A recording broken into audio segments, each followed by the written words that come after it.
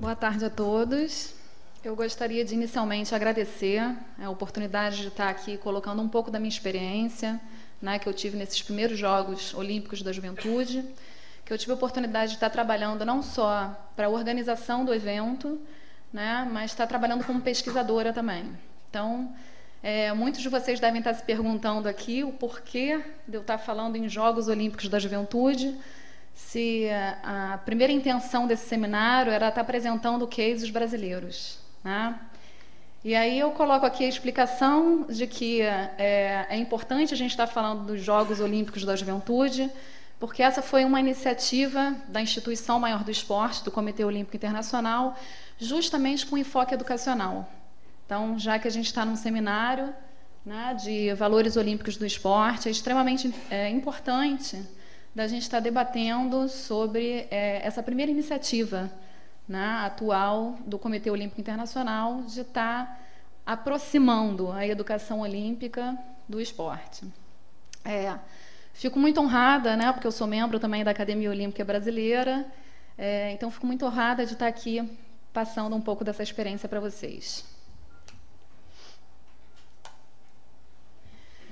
Bom, e aí só para a gente se situar, né, os Jogos Olímpicos eles sofreram modificações muito grandes, né, nesses 100 anos de Jogos Olímpicos da Era Moderna. Tá? A gente tem alguns exemplos aqui, né, dessas modificações. Primeiramente, nos esportes olímpicos, que de 9 passaram para 26. O número de países participantes de 13 para 205. Né? Então, existem 205 comitês olímpicos nacionais hoje em dia. Dos atletas, de 250 para 10 mil atletas. Do público, de 100 mil para a casa dos bilhões. Da renda do programa de marketing, que está em torno de 4 bilhões de dólares, né? Com broadcast, programa top e por aí vai. Bom, os atletas que eram amadores no início, hoje em dia são atletas profissionais, na sua grande maioria. A propaganda que era local, hoje em dia é uma propaganda global, né, mundial. E um evento que era cultural, hoje é um evento multicultural.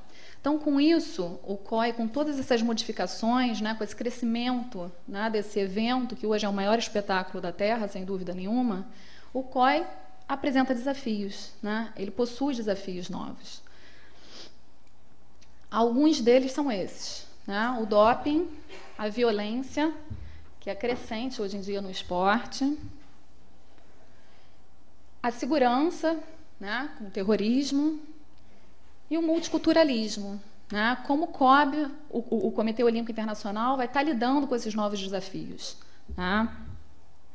Uma das propostas é justamente lidar com a educação, né? A educação de valores olímpicos, que era proposta justamente do barão de Coubertin, né? Pierre de Coubertin, quando ele fez a restauração dos Jogos Olímpicos em 1894. Então, o Comitê Olímpico Internacional, frente a esses desafios, né, e vendo a possibilidade, através da educação, ele criou a possibilidade de estar criando uns jogos voltados exclusivamente para a juventude e com enfoque educacional. Tá? Essa ideia foi formalizada, né, em 2000, no ano de 2000, e na Guatemala, em 2007, foi quando ela realmente foi formalizada. Em 2008, Singapura venceu como sendo cidade sede, e em 2010, ano passado, então aconteceram os primeiros Jogos Olímpicos da Juventude. Atletas de entre 14 e 18 anos participaram desses Jogos Olímpicos, com 205 comitês olímpicos nacionais, e aí é importante frisar que todos os comitês olímpicos nacionais, eles participaram, os 205. Por quê? Porque o Comitê Olímpico Internacional ele tinha grande interesse em que todos estivessem participando. Então, na realidade, o comitê ele bancou pelo menos para 4 atletas olímpicos de cada comitê para estar garantindo que pelo menos 4 de cada país estivessem lá participando desse grande evento. Bom, 26 esportes, como os Jogos Olímpicos tradicionais, sendo que eles modificaram algumas modalidades. Então, o basquete, por exemplo, era de 3 contra 3, O tênis era feito de forma mista, então tinham, se fosse tênis de dupla, poderiam ter atletas do Brasil e do Paraguai jogando contra atletas dos Estados Unidos e do México, e não havia quadros de medalhas. Então, essa era uma tentativa de não estar se colocando tanto à frente a competição, né, em si, mas um evento que fosse cultural e com cunho educacional. Então, qual era a visão e a missão proposta pelo COI, né, para a realização desses jogos? Para eles, né, era a oportunidade de estar integrando o esporte, a cultura e a educação num só evento. Tá? E está envolvendo e inspirando os jovens, não só de Singapura, que era a cidade-sede, mas os jovens de todo o mundo, a estarem aderindo aos valores olímpicos, né, de excelência, amizade e respeito. Como isso seria desenvolvido? Eles desenvolveram, então, concomitantemente às competições, um programa cultural e educacional nos Jogos Olímpicos. Então, os atletas, além deles participarem da competição, eles teriam a oportunidade de estar participando desse programa cultural e educacional nos Jogos, que aconteceram durante todos os Jogos. Tá? O que era esse programa educacional e cultural? Foram feitos em torno desses 5 temas, né, desses 5 grandes temas, e em 7 formatos diferentes. E aí eles tinham um problema, né, porque o atleta de alto nível, né, e sem dúvida nenhuma o jovem que esteve lá era um atleta de alto nível para estar participando dos Jogos Olímpicos da Juventude, o medo deles, o receio deles é que isso não fosse para frente, que os atletas não participassem desse programa cultural e educacional. Então, eles tinham um outro desafio, que era estar motivando esses atletas a estarem efetivamente participando das mais de 50 atividades diferenciadas dentro desse programa. E, então, eles, na realidade, usaram de ferramentas, né, modernas, que é a internet, atividades extremamente dinâmicas, para estar atraindo esse jovem atleta a estar participando desse programa cultural e educacional. Além disso, eles distribuíram alguns brindes. Então, cada atleta, na realidade, para estar participando disso, ele recebia um mapa e, conforme ele ia participando das atividades, ele recebia um adesivo e ia preenchendo nesse mapa. Conforme a quantidade específica de adesivos que ele recebia, ele ia num determinado posto e trocava por prêmios, né?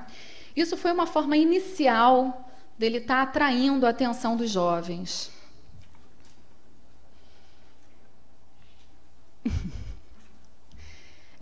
E que de início deu muito certo, né? De início, os atletas eles iam para essas atividades em busca dos brindes, né, que eram bem interessantes e que eram exclusivos para os atletas. Em nenhum lugar se vendia aqueles determinados brindes, né, relógios, bolsas, pochete, capa para celular, enfim. Então, era uma forma deles estarem motivando os atletas a estarem participando dessas atividades. Mas, como eu falei para vocês, a partir do momento que eles entravam nessas atividades, eram atividades extremamente dinâmicas, todos com fundo, obviamente, educacional, mas também tinham um fundo competitivo.